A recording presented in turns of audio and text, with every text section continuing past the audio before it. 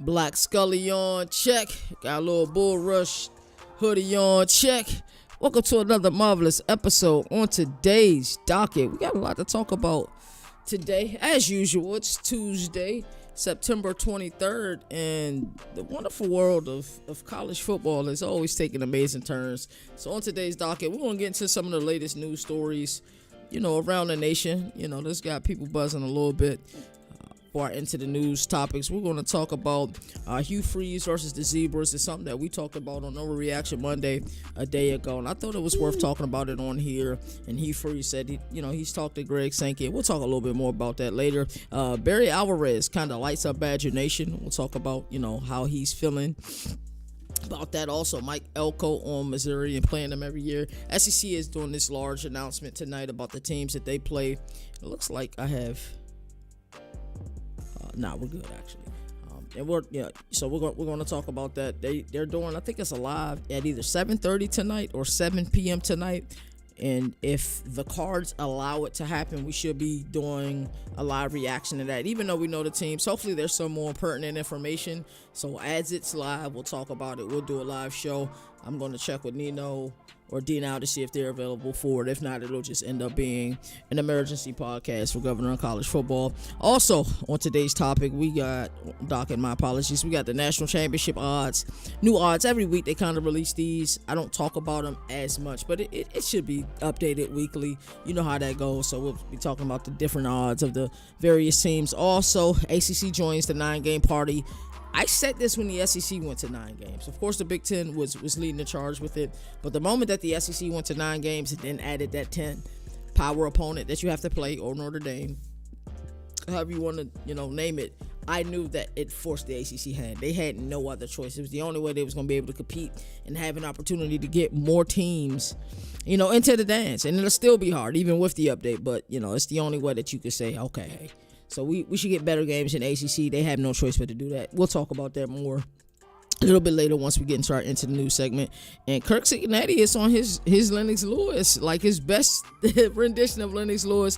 He's still throwing jabs, and that's what I love about Curt Cignetti. He's going to be 100% him. We've had the amazing opportunity to be around JMU program when he was there, and how successful Indiana been. I'd be a liar if I said I didn't think, I'd be a liar if I said I expected how successful that they've been. But it doesn't surprise me that he is successful, if that makes sense. I didn't think that first year they'll be in a college football playoff. And their second year, they're looking like they're amongst the elite teams, and they're here to stay.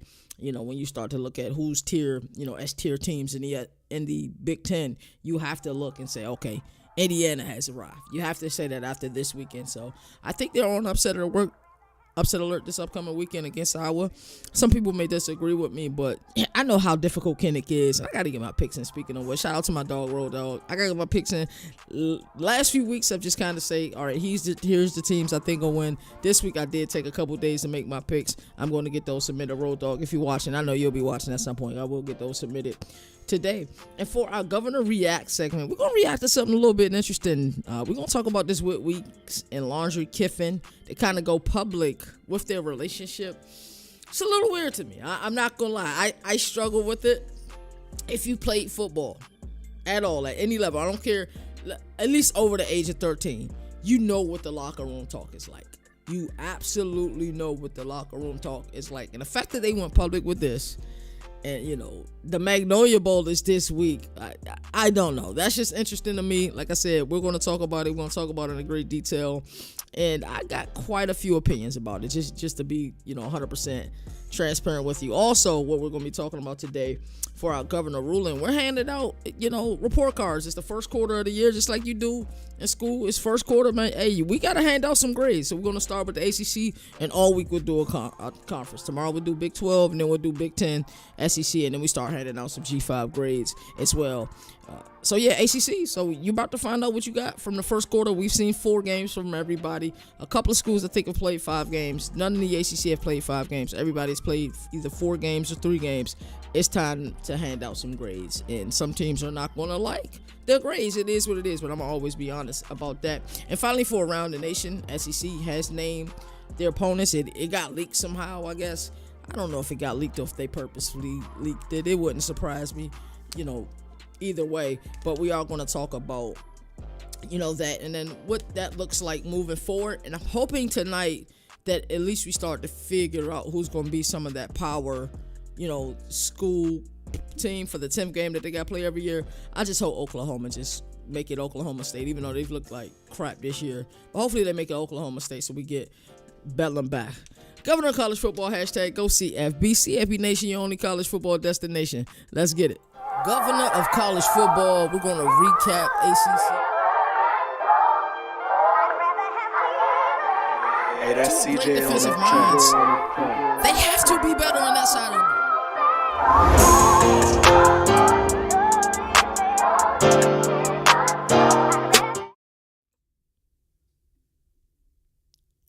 Alrighty, into the news. You guys already know how the show goes if you've been watching it for a while. So shout out to everybody who's always here each and every day, checking out the show. We truly appreciate it, and it is being noticed. So Hugh Freeze versus the Zebras. It's how I will affectionately call this. Auburn head coach Hugh Freeze let it fly after the Tigers, 7-point loss after Oklahoma. He admitted he went over his quota, sending plays into the SEC office, only to get a call back from Commissioner Greg Sankey saying he felt bad. And Greg Sankey ain't the type of guy that'll feel bad. But, I know a lot of people feel a lot of different ways about, the touchdown that Cignetti scored where it looked like there was about to be a substitution. No substitution happened, and he scored a touchdown. I know one side of it is going to say, hey, well, isn't it the safety's responsibility to count how many players on the field? But also you would say, hey, they kind of bend the rules to score a touchdown here. And then when you lose by 7 points, of course this is going to be a topic of conversation. I thought it would stand up of the SEC to, put this out. Like, they didn't wait. It was almost like hours after the game. The rules announcer, how they bring in the referee, a former referee who typically is on all, whether it's ESPN, Fox, they bring in a referee. They said this should not have been allowed. It should have been a 15-yard penalty. And you got good news and bad news. I guess the good news is it shouldn't happen again, because when Big Bad SEC speaks, everybody listen. We know how that goes. But, you kind of feel bad for him. But this is what I will say about this. Whether it was that touchdown, they were probably more than likely going to get points that drive. Either way you have it. A touchdown that easily, of course, as a program, you don't want it to go down like that. But, at the same time, you guys had opportunities to win this game. So that's what I have to say about that. Definitely a missed call. Refs shouldn't have the opportunity to decide games. This isn't the first time we've seen this. We've seen it twice, actually. Last year was the Miami-Virginia Tech game where I felt like, in my heart, Virginia Tech won that game. But the Zebras had other ideas. Refs should never decide games. But then also the reciprocal of that is don't allow a ref to decide the game. Go do your job. Go execute. And you should never allow a ref to decide the game. And I don't want to say that this was a deciding factor. Of course, they won by a touchdown. So Auburn faithful, like, hey, if they don't get that touchdown, then yeah, we could possibly win this game. Could go into overtime. They were in field goal range. Don't forget that. There were other plays to be made, but never, ever put the games, in the hands of the refs. You go execute. It's like the saying that Andre Iguodala said. He's like, if you're on the road, in order to win, at a place like Miami with a superstar like LeBron James, to win by 1, you have to win by 15. And that ideology makes sense for a lot of people. You're in a raucous environment. You're down in Norman. In order for Auburn to win that game by 1 point, they needed to win by 15. And, you had chances to make plays. Yes, the refs made a huge error. Shout out to Greg Sankey and how stand up the SEC and how swiftly that they moved to say, hey, this should not have been allowed. And for, Greg Sankey to get in contact with Hugh Freeze and say, hey, I feel bad for how this ended. That shows the compassion. That shows the human level. Because a lot of times you don't get to see these commissioners in that type of light unless you know them. If you, have had opportunities to speak to them, you kind of get a good idea. I've had the wonderful opportunity of shaking Greg Sankey's, hand, saying what's up to him. I don't know him. Jim Phillips, it's the same thing, but I've actually had a conversation with Jim Phillips, Commissioner Jim Phillips of the ACC. So that makes it a little bit different. We've actually had a conversation. Last time I seen him was at what game was that? South Carolina Virginia Tech game, and we talked for about 3 or 4 minutes. Like that's just the way it is. Brett Yormark had the opportunity to shake his hand, haven't had the opportunity to have a conversation with him. I'm hoping that next year's Big 12 Media Days, I do get that opportunity to do that. And we are finally SEC Media. It took a very long time, so I do get SEC emails the moment as things happen. That's how I knew that they were going to do the thing tonight. And of course, everybody knows that by now, but I did get that email. It might have been Friday or Saturday. I don't know. This weekend was crazy. But yeah, so that's my feeling on that topic. Yes, the refs should never decide the game, but also don't allow the refs to decide the game. It's how I feel about that. Barry Alvarez, Slice Up Badger Nation, Wisconsin 2-2 start. That's Camp Ramble. It has it on fire, yo. They're talking about fire Fickell. This isn't the only time we heard that chant this week. It isn't. We heard it down in Stillwater, Oklahoma.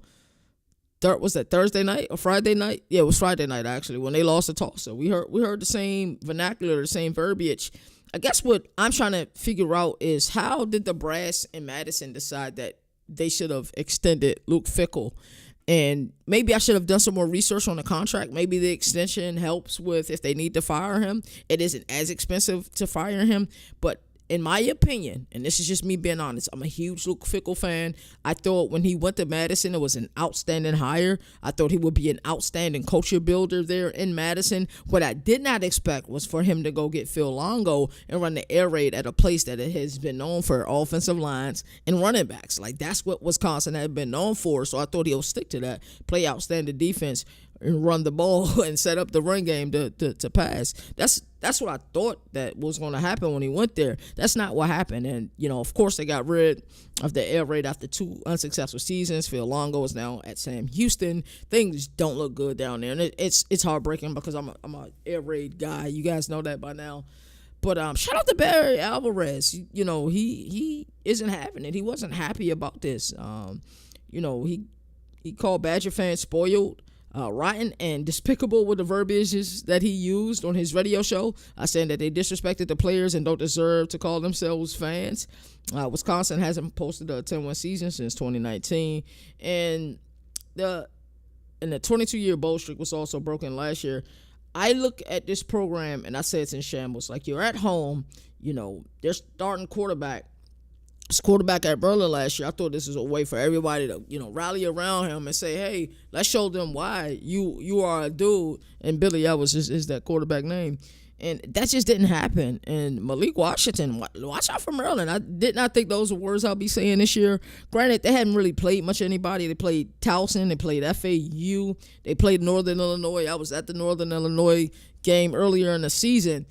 Like I said, I just didn't expect this, not with a freshman quarterback, but, kudos to Mike Loxley and staff for knowing that, hey, Malik Washington is our guy, and it's phenomenal to see. Mike Elko on Missouri being on their schedule every year. This is a Mike Elko answer. It is what it is. Like, that's just who it is. This is coach speak, 100%. With the SEC going to 9 conference games and 3 annual opponents, Texas A&M drew LSU, Texas, and Missouri. Elko loves LSU and the Longhorn rivalry, but when asked about, Missouri, response was not sure how to fit in them, but it is what it is. The Aggies and the Tigers barely any history since, both jumped from the Big 12, but they do have that Big 12 background, and it'll be interesting to see, I'm sure, in some way, shape, or form, Missouri will find a way to use this as bulletin board material, but I don't think they should take it out of context, and it probably will be taken out of context. But if you been around Mike Elko, this is just how he carries himself. It is what it is. He doesn't care. We got national championship odds, shake up. Vegas updated the title odds after week 4, and here's the movement. We got Ohio State plus 550. Penn State is plus 600, and they're set up for a showdown Saturday night, whiteout against Oregon. That's going to be an outstanding game. And I think that'll be Dante Moore's first true road test. Yes, he did go to Northwestern. This is no disrespect to Northwestern. I thought Northwestern defensively played pretty decently that game. But what I will say is this, it ain't Happy Valley. It's not going to be 100,000 plus screaming fans, all white. It's going to be like an atmosphere you never heard or you never seen in your life. So, yeah, Dante Moore's playing phenomenally, by the way. And I think on some people's ballots, he's up there. He's high on the Heisman odds. He would have to be first or second, right? The way he's been playing, and the fact that he's doing it right now with who were supposed to be the top two receivers returning this year. One of them is injured. The other one got kicked off the team. And it's impressive what he's doing right now. And I know a lot of people aren't huge fans of Penn State. And I get it. I understand that, it isn't a quarterback-friendly offense. I've been telling everybody that for years, and that if you can stop their run game, you're going to have pretty decent success against them. And James Franklin isn't a big game coach. I think a lot of that is true. But I tell you, it's this. They got a guy in the offseason by the name of Jim Knowles, and he's going to throw everything in the kitchen sink at Dante Moore. Expect Dante Moore to have the worst game of his season this upcoming weekend. And that's why I'm going Penn State. And I'm going Penn State by double digits. That will probably surprise some people, but it shouldn't surprise some people if you've been following me and watching this show for a little while. Georgia, Texas, Oregon are all at plus 700 each. That's not a bad bet at all. LSU is plus 1,000. And I know offensively they did have an offensive spark this past weekend, but when they played decent competition, they have not done well offensively. Alabama plus 1,300 and Miami plus 1,500. Miami looks incredibly good. I think they are the team to beat in the ACC. Florida State is right there in the thick of things, and you guys know I stick with my guns. I'm out on Clemson. I'm sorry about that. I can't stick with that one, but I will stick with Louisville. I thought Louisville would be the second best team in this conference this upcoming season behind Clemson, but Clemson is falling off the wagon. And while Louisville did not impress me in that JMU game, I still believe. I really do. ACC joins the 9-game party. You didn't have a choice, ACC, and I hate to say it that way, but you just didn't. It is what it is. Commissioner Jim Phillips announced ACC is officially adopting the 9-game schedule with at least 10 Power 4 matchups every year. That means that the Big Ten is now the Big Ten. No, Big Ten has 9 games. So this is pretty interesting. I think that the SEC truly moves the needle, and I don't know, why that's such a far-fetched thing. Yes, we know that the Big Ten has won the last 2 national championships. Right now, I do believe the Big Ten at its best is better than the SEC at its best. Whatever is the team or top 2 teams in the Big Ten, whoever you determine is the top 2 teams in the SEC, give me the best top 2 teams in the Big Ten, 100%. But still, that doesn't mean that the SEC gauntlet isn't one of the toughest in the sport, and it doesn't mean that they don't move the needle, because they absolutely moves the needle. The ACC had no choice with this. They didn't. And then Phillips called it a commitment to strengthening the conference. Like I said, I've been around this guy. This is no surprise. I think he's the standard of what a commissioner should be. He always takes his time. Each and every year that we see him, he always thanks us for coming out, for providing coverage of their event. And mind you, there's definitely bigger platforms there. Everybody's at ACC Media Days. Now, it's not the fanfare that the Big Ten and SEC Media Days are, but everybody is still there. But he does take that time to come and thank us. Like, he even thanked us when we was on Radio Row.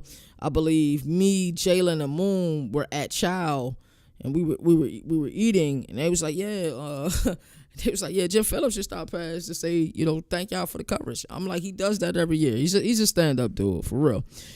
Curt Cignetti, man, I like Lennox Lewis, man. I tell you, this guy right here, if there's a guy that, at the collegiate level that is elite trash talker, but he does it so subtly, it's Curt Cignetti, man. He's still throwing jabs. After the 63-10, we talking about BTA of Illinois this past weekend. Like, I guess that wasn't enough for Curt Cignetti. And he twisted the knife on Monday, saying will be more of a difficult challenge than the last one. Of course they will be. It's at Kinnick Stadium. This is not going to be a give me. And I keep telling people that people don't want to hear me. People don't want to listen. It's okay. You don't have to listen. It's all right. But this is Big Ten ball. What we saw with, Indiana, Illinois a week ago is an anomaly. Now, I'm not saying that Indiana is a damn good team, because they are a damn good team. And Fernando Mendoza, it's about time he started getting some real respect. And Elijah Surratt, I've liked them since his days when he was at JMU. But it's about time to get some real respect. But I don't just think they're going to go and do this the hour at Kinnick Stadium. You have a proud program there. I think we're going to get a Kirk Ferentz special. And don't be surprised if somehow, some way, some shape, some form. And I know Iowa hasn't looked really good this year, but maybe their offense comes alive. I think they look pretty daggone good against Rutgers. They both were, Rutgers was undefeated before, Iowa gave them their first loss. So do not be surprised at all. This is our Into the News segment. We're going to move right along into this Governor Reacts. And this thing is it's a little weird. I ain't gonna lie. It's a little difficult for me to deal with. I can only imagine what Lane Kiffin is dealing with. Let's move right along. All right, so for our Governor Reacts, we got the Magnolia Bowl coming up this weekend. I was interested to see where what college game they will go this weekend. I kind of figured they would go the route that they would go, which was going to Happy Valley for the whiteout versus Oregon. But there's some damn good games this week. We got Ole Miss versus LSU. That's a top 13 game. There's another really good game. We got Bama, Georgia this upcoming weekend as well. But I think they went SEC the last couple of weeks, so they're trying to share the wealth, share the love, so that they're going to Happy Valley.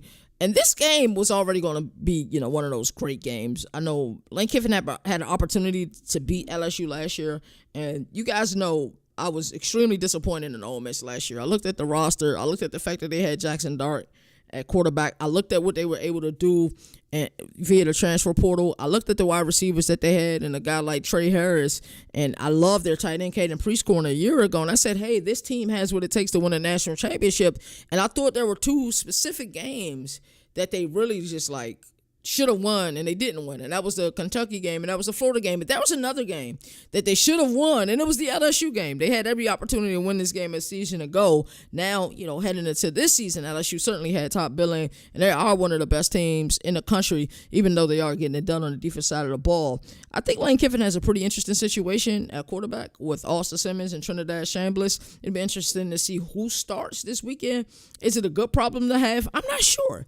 I think it is, but it's not I think this is Chambliss' senior year, so it'll be interesting to see how he's utilized. But I pray that kid gets more playing time, and I pray that he also gets a Senior Bowl invite, because I think he's worthy of it, truly. And maybe they can fight for him to play one more year. I doubt it, but it'll be interesting to see. But looking at this game, I love this matchup, and you guys know Wednesdays we do Week 5 at a glance. So tomorrow we're going to look at the whole week, and there's a lot of grand games. Each week keeps getting better this college football season. That's why I think we're in for one of those really magical seasons. I have no clue who's going to win the national championship this year. I thought I had a clue with all of the research and all the intel I collected, but until you start seeing these teams play, sometimes what you think you don't know it all. And what you didn't think you probably had a better idea than what you thought you had. But yeah, I have no clue. Right now, who's your favorite to win the Big Ten this upcoming season, right? And a lot of people will probably say Ohio State. Some people say Oregon. Some people say Penn State. You get different answers. Indiana has looked daggone good, right? Through the first quarter of the season, has Indiana looked, up there like they're upper echelon? Also, Michigan has looked really good this year as well.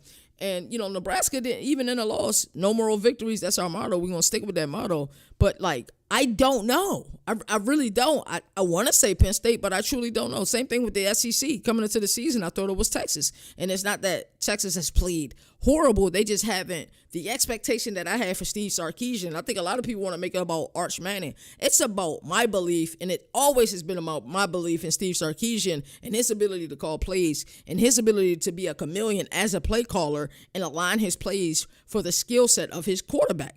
That's what my belief in Steve Sarkisian is. It was never about Arch Manning. I know as media, and because it's click-worthy, we want to make it about Arch Manning, but it's always been about Steve Sarkisian, for me anyway, and that's why I had them slated. But Georgia's looked really good this year. Texas A&M, whoa, if I had to place money on it right now, gun to my head right now, Texas A&M is who I'm picking to win the conference right now after what I've seen through a quarter of play. But it's still a lot of season left. We've only played a quarter. But I asked the same question for the ACC. Who's going to win the ACC? Now, I think you'll get two overwhelming answers. You're either going to go with Miami or you're going to go with Florida State, and that's fine. Georgia Tech has looked outstanding this season. They truly have looked outstanding this season. And, you guys know how I feel about Louisville. And, I came in to talk. I came in to Arch Talk. Yeah. And I hope you caught that whole thing. Shout out to my dog, Jalen. Can't wait to do college football showdown with him this upcoming Thursday. But yeah, so it was always about Steve Sarkisian for me and less about Arch Manning. Even though I do believe in Arch Manning's skill set, I do believe he'll figure it out. I do 100%. And I think we started to see some of that last week. No OU to win the SEC. Oklahoma can't win the SEC. I truly do believe Oklahoma can win the SEC. That's what I'm saying. You ask 10 people, you'll probably get 6 or 7 different answers. And Vandy has looked good this year as well. But what about Mizzou? We haven't even talked about Mizzou. That's what I said. This year, college football, I don't know. I think with all of the NIL and portal talk and all the semantics talk that, I've done in the offseason, I think one of the things that we haven't talked about enough is that the parity that we're starting to get in this sport, which I thought was pie in the sky. I didn't think it was achievable, to be honest with you. I did not think we could ever get to a point that we'll be saying the P word at the collegiate level. But as far as the Power 4 schools are concerned, there's parity. We're starting to see more G5 schools beat SEC schools. Memphis just beat Arkansas this past weekend. South Florida, another American school, beat Florida. So, yes, we're starting to have parity in this sport, and I think that is amazing. But let's get into this topic. Alrighty, so Landry Kiffin is dating Whit Weeks. And what week, pun intended, what week did they decide to announce this on, right? We got LSU versus Ole Miss, the Magnolia Bowl. Both teams are undefeated. Both are fighting for supremacy of the SEC, and it should be about nothing but football. But instead is what we get on Instagram on Monday. Whit Weeks, on this week, decide to post a picture of him and Landry Kiffin. I believe it was Landry Kiffin who actually posted it, to go public about their relationship. That's an LSU linebacker dating Lane Kiffin's daughter, right? And I agree, Jalen. Things will figure themselves out in the SEC. It certainly will, and it always will. Who's your favorite to win the SEC right now? Jalen, is it OU? Is it Georgia? Who is it? So, I don't know. This got me feeling a type of way. I got to be honest with you guys. I ain't a fan of this. Like, there's nothing wrong with them dating behind closed doors, this, that, or the third. But do people not quite understand the fandom in the SEC? Do they not understand the fandom in Oxford? Like, do they not understand that? Like, do they not understand the fandom in Baton Rouge? Do you not understand the fandom in Tuscaloosa, right? Do you not understand the fandom right now in Nashville and Knoxville? Do you not understand that fandom? So the fact that this came out, right? You got OU. Okay, I'm cool with that. I'm not mad at it. They're playing elite defense under Brent Venables. Ben Arbuckle and John Martier do look good, but they still haven't hit the expectations that I expect for them to hit just yet. And maybe they'll hit it down the road, but that's my only thing about them. And you look at this fandom in the SEC, and the first thing that comes to mind is like, yo, I know this is some nasty work on some message boards right now. I can only imagine some of these SEC message boards and especially in Baton Rouge right now, and that this is not good, dog. I already know it's not good. Like, this is bad. And I don't know, my video just died. Let's put up another one. Yes, I don't know. I can only imagine how bad this is right now. Like, I'm not a fan of it. Am I wrong for saying that? Like, I'm not a fan of this? It's truly how I feel. Like, I'm not a fan of it. I'm not saying there's anything wrong with them dating behind closed doors, but like the week that these two teams play each other is the week that you guys go public with your relationship. And maybe people already knew, and I just wasn't privy to it. And that's 100%, possible. I just wasn't privy to the fact that they were dating. And that is 100% possible. I do follow college football news, but I don't follow all college football news because all college football news is just not the same. But like I said, this is nasty work. And 1 point on the scoreboard for Whit Weeks, bro. I'm telling you, bro. I know the smirk he's gonna have on his face, right? Game time, you know how you doing your warm ups. You got your headphones on. I know he gonna look at Lane Kiffin like with a smirk on his face, bro. I know he will, yo. He has to, cause I know I would be. I'd be running around looking at him. I'd be cheesing, yo. And then he's gonna live rent free in the mind of Ole Miss. And then what type of intel could you share with your daughter? Like, just imagine your daughter say, hey, Dad, how things going with the school? We're good. Like, I gotta treat her like this. She the police. I am pleading the fifth. 100% I'm pleading the fifth, bro. She couldn't get nothing out of me. Oh, how's your offense looking? How's all these? I don't know. I don't know. Don't talk to me. Like, leave me alone. Like, I know he feels a way about this. But I'm sure didn't care before they said something. Don't care after it. But, hey, Whit, I see you. To me, it just bothers me, man. It bothers me. And Jalen, you know this. Like, if you were over the age of 14 and up, right, and you played sports, and I always say 14 because, you know, that's the age that a lot of, maybe a little bit younger, but, you know, you really start pursuing women, right? And let alone at the SEC level, you know the locker room talk is outer worldly. I can only imagine what the locker room talk is right now after LSU practice. Like, you know what I'm saying? I know, like, Wes Weeks, Harold Perkins, Curt Cignetti, they over there talking about Landry Kiffin right now. Like, y'all been having fun. Y'all been enjoying yourselves. I can only imagine, dog. And then the message boards are going to get out of hand. I can tell you. Lane Kiffin's daughter being tied to an LSU linebacker in the same week he has to coach against LSU is crazy to me. This, to me, I don't think it's a distraction, and I don't want to make it seem like it's a distraction. But it's just like one of those things that, like I said, I'm sure Lane Kiffin's okay with it. I'm sure Whit Weeks, at least what I seen on SEC football any given Saturday, seemed like he a stand-up dude. Him and his brother just like to do, you know, they like to get their guns, go hunting, all of that stuff. And that's what's up. And I'm sure Lane Kiffin don't mind that they're dating. But this week, we don't mention that word in the house. And Lane Kiffin made sure to let it be known that, you know, she's going for the Rebels in this game, but behind closed doors, do you really know, Lane? You don't know what she's telling Whit Weeks. She be like, all right, I'm going to pretend I'm going for them, but I really want y'all to win. Like, you just don't know. You don't. So that's my take on this situation. I thought it was interesting. I wanted to react to it. I hope you guys enjoyed it. You don't think it's a distraction? I just think Lane already knew. I'm sure Lane already knew behind closed doors. I'm sure that Lane didn't want this to be announced, though, like the week that they got to play the Magnolia Bowl. I'm sure he just didn't want it to be announced. But I'm sure somewhere, you know, it's living rent-free. It has to be, bro, because it will be living rent-free for me. All right, let's go next. Report card time, Governor Rulon. Let's get to it. All righty, we got some report cards to hand out. We got some grades to hand out. And I'm excited for this segment. I am so excited for this segment because when I tell you, Clemson should have known that they was getting an F. There was nothing else they were getting but an F. We're going to talk about them a little bit later because we're going to talk about winners first. We're 4 weeks in. The first quarter of the season is behind us already. This is how short college football season is. We're about to seriously get into the thick of things, and a quarter of our season is already gone. Y'all don't think about that? Like, y'all don't be getting heartbroken? Like, it's like when you were a kid, right? And Christmas, you waiting for 3 months for Christmas, essentially, right? And you open all your gifts, and then on December 26th, you realize you got a whole year before you get to feel that, you know what I'm saying, again. Like, we already through a quarter of the season. That's crazy. That's crazy to me. But I got my pen, I got my paper, and I got my red ink, too, for the people who ain't doing well. Let's see who's passing. Let's see who's failing. And let's see who needs to get their act together. ACC edition. And we're going to do this throughout the whole week. Tomorrow will be Big 12 grades. Thursday will be Big 10 grades. Friday will be SEC grades. So that's how we're going to break this down. Miami is an A+. I mean, the U, can we say it? Virginia might be the best team in Virginia. Virginia is the best team in Virginia. Carson Beck is making a real case, in my opinion, for top 3 or 4 quarterback in the 2026 NFL draft. You guys, I talked about this yesterday. Stop moving the damn goalposts. Please.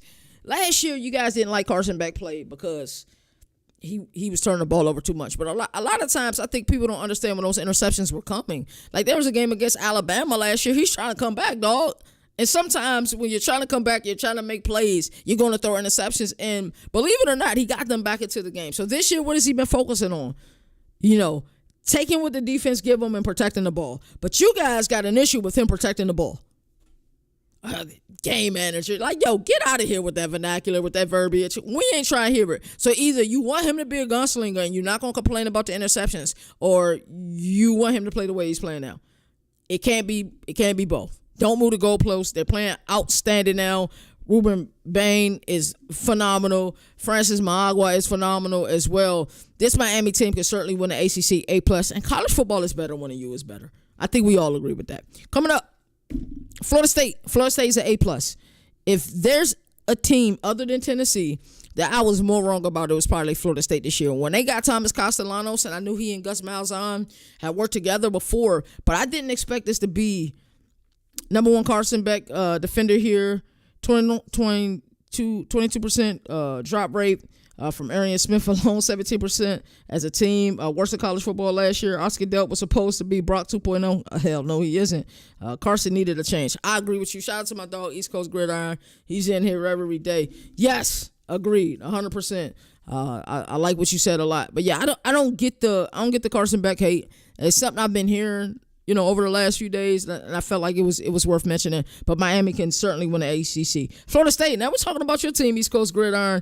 I did not think Tommy Castellanos would be having a season that he's having, and they seem to be having a running back by committee. I wonder who East Coast likes a lot. I think Gavin Sawchuk, the kid that they got from Oklahoma, had a breakout game this past weekend, and things are working, and I feel like Mike Norvell is having his Roy Jones moment. Y'all must have forgot. And it has to feel good, but the job's not done. They still got, 3/4 of the season left. But through the first quarter of the season, for me, Florida State has an A+. And they're looking scary again. They're certainly looking scary again. Georgia Tech A+. I think this was easy. Probably one of the easiest ones I did. And it's crazy because the start of the season, I was a little worried. They had a game out on Boulder. First game of the season. First time hitting, another opponent. You've been, practicing amongst yourselves, all off season, and they did not look good. They had 3 early turnovers. I thought Colorado had opportunities to win that game. That did not happen. It just didn't happen. Sammy Singleton, that did not happen at all. And for them to play, Clemson a couple weeks later and find a way to win that game, it wasn't ugly, but we know Brent Key ball is just not going to be pretty all the time. They're gonna run the ball. I happened to be at Bobby Dodd this past weekend to see them play Temple, and I'm telling you, I'm interested to see how this thing plans out towards the end of the year. Do you guys think there might be some cannibalization in the ACC coming up this year? Because you have some teams, I think, this year that are better than the advertised. There are also some teams that I feel like I can't properly rate because I've seen them look good at times, but I've also seen them look horrible at times. But yeah, that's where I'm at. Georgia Tech, I love what they've done so far this year. Haynes King, I'm not sure that Brent Key is going to throw the ball enough this year for Haynes King to actually get some of the Heisman notoriety that he should be getting. It'll be nice to see, but it'll be interesting to see how things work out for Georgia Tech. One thing I know is that they're going to play. They're definitely going to play the down and distance. They're going to try to win a success rate game, and hopefully they continue to be successful moving on throughout the season. Syracuse A-. Yes, they lost to Tennessee early in the season, and I was completely wrong about Tennessee. I'll be the first one to tell you. If I'm wrong about something, I will certainly be the first one to tell you, and I'll probably be the second one to tell you after I tell you the first time as well. I was completely wrong about Tennessee. I just didn't see how Joey Aguilar fit in a scheme from a schematic perspective. I didn't see how he fit in that veer and shoot, but he's kind of like a hand-in-glove fit. Like the way he's moving the ball and throwing the ball this season, it's incredible. And I think he's a better fit than Nico Iamaleava, as much as that hurt me to say. But he is. So they lost to Tennessee first game of the season. I did see they was able to score 26 points in that game, but the 45 points is what bothered me, and it bothered me a lot. And then I think the thing that I love in the game against UConn, where Syracuse just didn't look very good at all, and Jelly was able to move the ball, but, able to win that game in overtime. And after the game, Fran Brown had them doing sprints, bro. After the game, he had them doing sprints. And that's why I think he starts to separate himself. Second-year coach, you can get comfortable after they had the season that they had a season ago. He's not comfortable with mediocrity, and he'll never be comfortable with mediocrity. And, in fact, he told you that during his introductory press conference when Syracuse announced him as their head coach. And then I think we got to see a masterpiece in Clemson for Syracuse in Death Valley. Like, it's heartbreaking that Steve Angeli is out for the rest of the year. East Coast Gridiron, you put some in a chat yesterday, R.I.P. Sean Clark. At that moment in time, I did not know he had passed away. It's funny because I thought he was in his 40s. I didn't know he had just turned 50. And I'm like, yo, he's too young to die. So I didn't know he had passed away. So thank you for putting that in there yesterday. And R.I.P. Sean Clark, man. You never know when it's your time, and it's heartbreaking.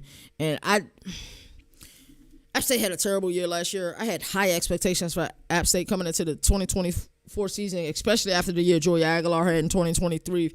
But, they had so much going on with the hurricane that hit the area, in the greater areas outside of Boone. I think it might have touched down at Boone as well. I think it was bigger than football, and he didn't deserve to be fired. But RP to Sean Clark. That's crazy. You was wrong about Carson Beck. Hey, man, one thing about us, man, we're going to admit when we was wrong, bro. But, yeah, I mean, he's looked phenomenal. Sometimes you just need to be in an offense that's more quarterback-friendly. There's no Joey Aguilar without Sean Clark. I agree with that 100%. I think that's a fantastic take. But yeah, Syracuse, back to Syracuse. It's heartbreaking that Stephen Jelly got hurt. I think Syracuse might have been on their way to having a passing yardage leader back-to-back seasons, which would have been crazy because Kyle McCord did lead the nation in passing a season ago. Ricky Collins, it's your turn. We did get an opportunity to talk to you at ACC Media Days. I'm interested to see how the offense changed. After hearing, I listened to, I was in the crates, and I think it was an interview a year ago with Syracuse offensive coordinator, and they was just talking about, like, it's an SEC thing to do a bunch of walkthroughs, and they were talking about the myriad of walkthroughs that they do, day in, day out as they prepare for a game. So when they scored that opening touchdown and kicked the onside kick, I can only imagine how many times they went through that script. And it worked. We're going to score. We're going to drive down. We're going to get the ball first. We're going to drive down. We're going to score. We're going to kick it onside. We're going to receive the onside. We're going to go get more points. Like, it was a masterpiece by Syracuse. And I know Clemson has looked atrocious this year, and I'll take that L. Governor, hold this L. Yeah, there we go. But, at the end of the day, what Syracuse is doing, Fran Brown is doing the work. And that's what I love to see. I just wonder how long they'll be able to keep them. Because I think that we're going to see a lot of movement this offseason with coaches. The sport is getting younger. I don't know if you guys are paying attention or if you guys are noticing. It's slowly but surely getting younger. And I think we're about to see a renaissance in college football, to be honest with you. Louisville, B+. I think some of you probably believe I'll be hard on Louisville. My expectations for Louisville is through the roof, and I think those expectations versus the reality of the way they've been playing, like, I've been disappointed so far. Yes, they're 3-0. The game against JMU, I just couldn't figure it out. I'm a huge fan of Isaac Brown, huge fan of Duke Watson as well, their running back who spells. Miller Moss, I think will hit his stride at some point. They got 8 home games this year. They need to be elite this year. I think that they're a team that's trying to make that jump from a middle tier ACC team to the upper echelon. And if they're going to do it, I think this is a good year to do it with Clemson playing terribly. The ACC is for the taking. Like I said, Miami has looked outstanding this year. Florida State has looked really outstanding. It may be the team to beat in the ACC this year. I think Syracuse is going to be right there in the thick of things. And there's a team like SMU, and I think me and Jalen had an outstanding conversation at ACC Media Days live from Radio Row, where we both were saying, hey, we believe SMU may be on a sophomore slump this year. So far, we're right, and we'll just keep it at that. But Louisville has not met my expectations. Hopefully they will, and maybe next quarter I can move them up for a B+. But right now they are undefeated, and that's the way Jeff Brom is. And you just look at how good of a coach Jeff Brom is. And I think some people are going to think I'm taking a dig at the two people I'm about to mention now. But, do what you want with it. We saw Ryan Walters take over the Purdue job after Coach Brown was there, and we seen Purdue plummet, right? Scott Satterfield, we saw him at Louisville. And we saw Jeff Brom go to Louisville, and we see that the expectations rose. Their level of play rose. Jeff Brom is an outstanding head coach. And Brian Brown calls plays really well. It's just that what I expect from this team, especially with Clemson being at the bottom, listen, Louisville, this is your opportunity. Go win this conference. Go show that you're the best team in the conference. And that's what I expect. Virginia, B+. I love what I've seen from Virginia this year. I really have. Tony Elliott's crew, they're a player or two away from being undefeated. If you think about what happened in that NC State game, they are seriously a player or two from being undefeated. And when we head into the season, we were just talking about coaches that are on a hot seat. Yeah, Tony Elliott was definitely one of those coaches. We say, oh yeah, you're on a hot seat, brother. But B+ for me, I think they're doing good. What keeps them there, I think, is bowl eligibility. But I think they have the true opportunity to be better than bowl eligibility. It remains to be seen. But for right now, I'll give Virginia a B+. About the only team in the state right now that I think they're making us look good. So we just going to keep it that way. NC State, I gave them a B. CJ Bailey and company, they've been rolling. Dave Dorian has been a coach that I've had a great affinity for a very long time. And there was a couple of years ago where I was just saying, they've been a middle-tier ACC team for a while. Can they make it to the upper echelon? They haven't been able to do that. They've been on a downslide, in my opinion, the last few years. Their struggle with Duke just doesn't make sense to me. And somebody that I really respect, somebody that's really respected in the Raleigh area as it pertains to being a sports reporter, Joe Giglio, was saying, what is our issue? Why can't we beat Duke? I seen him tweeted that out a few days ago. And, I see him at a bunch of ACC events. He always show love every time I see him. Actually, at Radio Row, his table was a couple of tables in front of us at Radio Row. So I love CJ Bailey play. I love what Dave Dorian got this team doing. But giving up 45 to Duke was very confusing to me because Duke was struggling to move the ball against Illinois, and then we just seen what Indiana was able to do against that Illinois defense. Style make fights. You guys know I've always said that, but NC State right now is at a B, and I wanted to put them at a B minus, but I left them there. Wake Forest is at a B for me. Wake Forest is one of those teams, and their head coach Jake Dickert. If you had not had the opportunity to see Jake Dickert, this guy's amazing, and he's one of the people who, one of his sayings have lived rent free in my mind for a while. If you're juiceless, you're useless. And all of his players, each and every one we interviewed, all talked about how infectious his energy is, and how 6 o'clock in the morning they all be screaming at the top of their lungs. At the top of their lungs. East Coast Gridiron, I had Duke winning that game. Duke needed a couple wide receivers to step up for Darian, and that happened. I like that. Yeah, you were on the money this past week. I think you called the Indiana game. I was just looking at that last night, actually, the preview for that. I was looking at something else you had put out recently, too. So, yeah, you were on fire this weekend, East Coast. Back to Wake Forest, but Jake Dickert, like the way his players talking about him, a lot of times you want to see where program at, go to media days and see what the players are talking about, how they're talking about their coach, or do they sound like their coach? And everybody kept saying, if you're juiceless, you're useless. All of his players were saying it. That's rent free in my mind. And this team really does have juice. Georgia Tech better be careful when they roll into Winston-Salem this upcoming weekend. I'm not saying Wake Forest is going to win. I'm not saying that at all. But don't be surprised if it's a closer game than advertised. And can we please put some damn respect on Damon Claiborne? Can we please put some respect on him? He's averaging 10 yards per carry right now. And he's dangerous, bro. Return game, catching the ball out of the backfield. We knew that coming into the season. F Indiana. That's hilarious, Jalen. I think you're missing Duke's grade on this. Where do you have them? Am I missing Duke? I think you're right. I didn't grade Duke. Duke right now, I would have Duke right now would probably be probably a C+. Probably be a C+, because I was high on Duke coming into the season. And a lot of these grades are just based on what the expectations I had for a team versus the reality of it. So I was really high on Duke heading into the season. So I would probably have them at a C+. Great catch. I didn't realize I didn't have Duke on this. Alrighty, so that's Wake Forest. Pitt is a B right now. Yes, we did talk to Claiborne at Media Days. You actually talked to Claiborne at Media Days, Jalen. And like I said, a lot of their players just, they just talk about, Coach Dickert. And if you're juiceless, you're useless. And I think, yes, Claiborne definitely needs more touches. But he got 25 carries on the season. That's ridiculous. Pitt is at a B. Probably should be higher, but that loss to WVU really bothers me. And it still bothers me. And it's been 2 weeks and I haven't got over it. The backyard brawl, to me, it was unacceptable. Unacceptable. My apologies. Especially when WVU's best player, Jaheim White, is out for the season. Go there, handle business. That was truly a Rich Rod special. So credit should go to the winners. WVU played their hearts out. Rich Rod definitely prepared well for the game. But Pitt, when are you going to make that move? Pat Narduzzi, when are you guys going to make that move? Right? We've been waiting for it to happen. You guys showed flash last year. When are you guys going to make that move? I got you at a B now through the first quarter of the season. But, your next three are important. You play Louisville, you play Boston College, you play FSU your next four, and you play Syracuse. That's who you got lined up. So you guys better figure it the F out or things are going to hit you the way you wanted to hit you. So we're going to find out what you guys made of. Cal was the toughest team that I had, in my opinion, to grade on this because I didn't know how to grade them. They started off 3-0. We got to talk to Cal at ACC Media Days. I think Jalen will probably agree with this. If there's a team before we went to ACC Media Days that we probably had lower expectations for, then after ACC Media Days, our expectations rose. I think it was Cal was that team. We all had a gut feeling about them. Especially Jalen talked to Devin Brown. I still feel for the kid. I really do. I thought that would have been his opportunity, but JKS just took it away from him.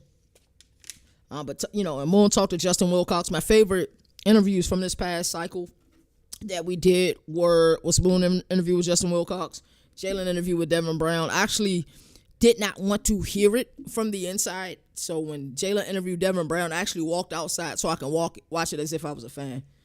So yeah, and Jalen just confirmed. Yeah, it was Cal. Yeah, Cal. We had a really good feeling about Cal leaving ACC media days. It's the same feeling we got about TCU at Big 12 media days. Like you go there, you kind of figure out who's who. I looked at Baylor. I was like, wow, Baylor really looks the part. They look like one of the biggest teams in here. UCF gave us a good feeling, which was weird. They was just talking about Scotty Frostwagger and TCU. Overwhelmingly was the team we felt the best about, after leaving the media days. But Cal was the team for the ACC. And really tough team to grade, man. Because that San Diego State game, I'd have probably gave Cal, if they'd have won the San Diego State game, handled business, I'd have gave them an A++ grade. I didn't give anybody A++. I probably will be handing out some A++s in other conference. But I do like JKS. I think he has the ability to be the real deal. But not putting a single point up against San Diego State, I think is embarrassing. So you guys are at a B-, and you probably could be higher. You probably could be lower. Jalen and Dante, what do you guys have Cal at? What would you get? What grade would you give them through the first quarter of the season? I think that's an interesting question. I got SMU at C, and I didn't know where to put SMU at. And also, I would probably have Duke as a C-. I think I said it earlier. Also, about to push CJ Carr agenda next week. Oh, man. You gonna talk about that on College Football Showdown on Thursday? That'll be interesting. SMU being a C is no surprise if you guys been following me. We called it. Me and Jalen had an amazing conversation about SMU, and we both said we kind of are gearing for a sophomore slump this year after their jump to the Power 4 ranks. And I don't think it's panic. Their next three are Syracuse, Stanford, and Clemson. But if they have the opportunity to fix it now, they had a close loss to Baylor. The TCU game did get out of hand. The Iron Skillet, the final Island Skillet for the foreseeable future. Hopefully they get this thing right. I would love to see this game annually. It was a damn good game this past weekend. But SMU, I don't know. I feel like there was, more tape put out. I think Penn State showed you how to slow down that offense, even though it's extremely difficult to slow down. Their variation of the RPO, I think, is different from the way that everybody else runs it. SMU, what you gonna do? Like I said, you got Syracuse, Stanford, Clemson. Those are your next three games. We're gonna find out a lot about you in the next few weeks. Boston College, C-, and I probably would have gone lower here, but I love Boston College. I really do. They're not my team. Of course, my dog Nino, who doesn't live too far from Chestnut Hill, he's at every game, so I get a lot of insider information about Boston College. So on the governor scale, they're C-, and I know you guys gonna say it's a homer pick. It is what it is. That loss to Michigan State was catastrophic. That may be and very well could be, and it's bad because their quarterback Longernon, however you say his name, the transfer, I believe they got him from Alabama. He's playing outstanding, but that collapse against Stanford, didn't expect you to lose that game. Michigan State, I knew it would be a gritty game, but I figured Michigan State would find a way to pull it out. And then up next, you got Cal, Clemson, and Pitt. So what are you made of, Boston College? And there's a lot of talk about the media being unhappy with Bill O'Brien up there in Chestnut Hill. He's banned. I don't want to say he banned media for the week, but he has some practices with no media at all. And that's not surprising because if you've ever been to any fall camps or anything like that, they have sessions that are closed to the media, which is cool, but they always have a session for the media, and typically it's a basic joint, whether they're stretching or they're just running some basic routes, doing some basic drills, but nothing where they show you any plays or anything like that. That's not far-fetched. That's something that we see all the time. But not having any media the entire week of practice, maybe they're trying to figure it out, and they don't want any media letting anything out. But this got to work for you, Bill O'Brien. It really does. Stanford is at a D+. I think we knew this was going to be a rebuild year, especially when Andrew Luck was named general manager there. He went and got Frank Wright as the head coach. I thought they had an outstanding opportunity to beat Hawaii. I really did. That didn't happen, even though they led in the game, it still didn't happen. They lost their game, lost a few other games. Listen, Ben Gulbranson, please find a way to get Bryce Farrell more touches. That kid is electrifying with the ball. Just find him, bro. Get him the ball. I don't care. Stanford, you guys got to find a way to get Bryce Farrell to rock. Please do. But Stanford right now is at a D+. They're rebuilding. I'm not mad at them. I probably would have gave them a friendlier grade, but, I had to be honest with my feelings about the program. We know that they were in building phase. Virginia Tech is an F. F. Yes, F. I know you beat Wofford this past weekend. You're still an F.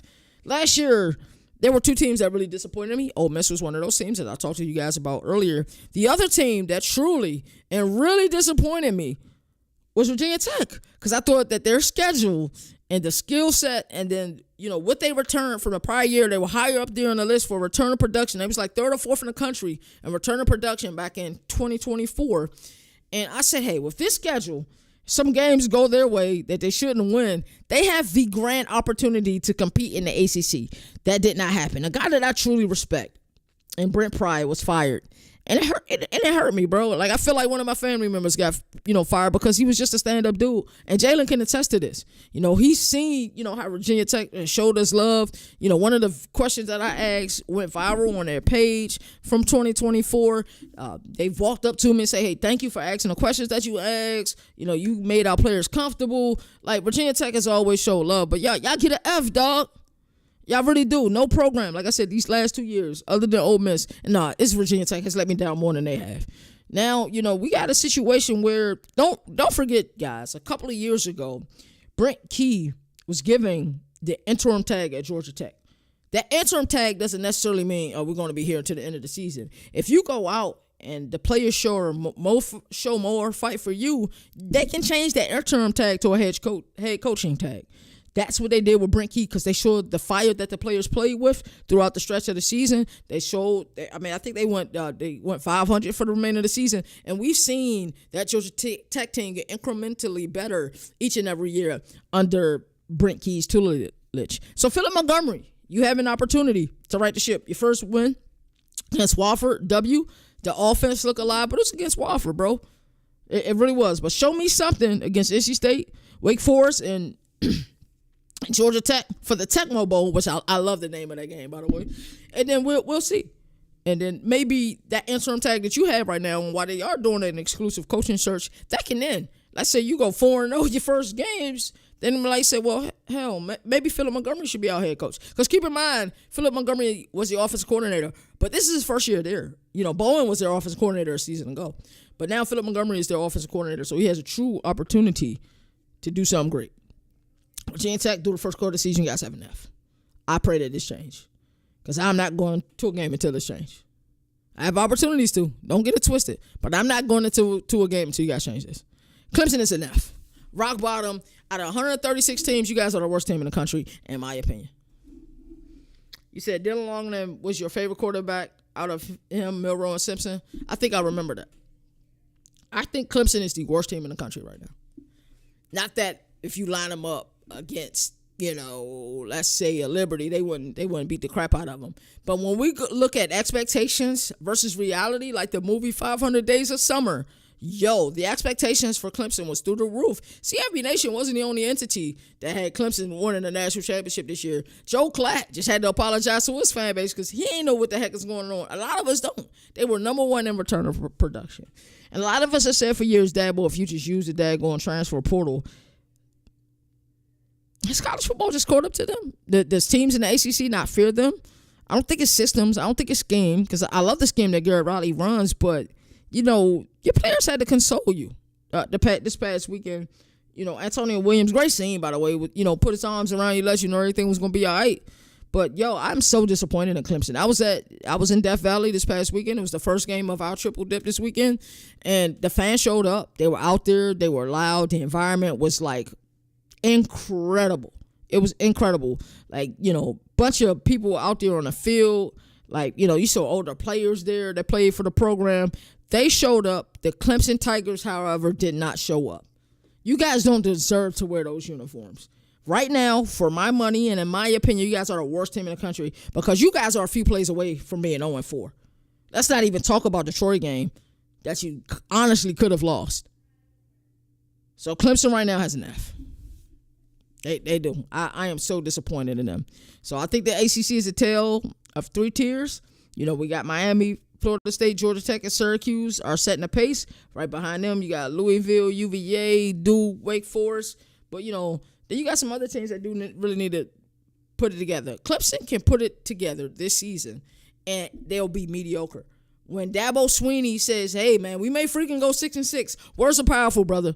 You guys are probably on your way to 6-6 if you're lucky. Now, that's not saying you guys can finish the season 8-4, 7-5. You turn it around, I guess, but that's not Clemson ball. You look at this roster, the media frenzy at ACC Media Days, you guys did not come to Radio Row. You guys stood behind Radio Row and people came to y'all. And the frenzy was crazy because we literally were, our station was set up at Radio Row for ACC Media Days. I know Jalen and remember that it was literally crowds of people right behind us. You can see it on the footage. We went live. I think the only entity live at all 3 events we went to. Oh, by the way, there was some live radio, but I mean, when I say live, I mean live video as well. So that's my feeling. That's my report card on the ACC. Tomorrow we'll do the Big 12. And then we do got one last segment around the nation. Alrighty, so for Around the Nation, SEC announces its annual games. This should be easy. Hopefully the SEC don't mess it up. So here we are, SEC. That shook the map again. I always tell you guys, SEC moves the needle. Before the season kickoff, the league confirmed they're moving to a 9-game schedule, which we talked about. I believe we did an emergency episode 4. And that same memo, they added 2 key wrinkles. Every SEC team must play a 10th Power Conference opponent or Notre Dame each and every year. And the 3-6 model is official. 3 annual opponents, 4 years, while the other 12 rotate every 2 years, home and home basis. That means that some stadiums won't see each other for 4 years, right? We already knew the math. We already knew how things were going to lay out. But here's everybody annual opponents. We got Alabama. They play Auburn, Tennessee, Mississippi State. Easy. It's a layup in my opinion. Iron Bowl stays intact. The 3rd Saturday in October lives. And you know, and they get Mississippi State. All right, which is probably the Super Bowl for Mississippi State. Arkansas plays Missouri, Texas, and LSU. The battle line rivalry stays. Texas is back on the Hog schedule, and LSU brings spice. We know that for sure. Auburn plays Georgia. They got the Iron Bowl with Alabama, and then they got, Vandy. The Deep South, oldest rivalry. We already know how that goes. Florida, they keep Georgia. We got the world's largest cocktail party. They play South Carolina, and they play Kentucky, right? And we got Georgia. They play Auburn. They play Florida. They play South Carolina. So,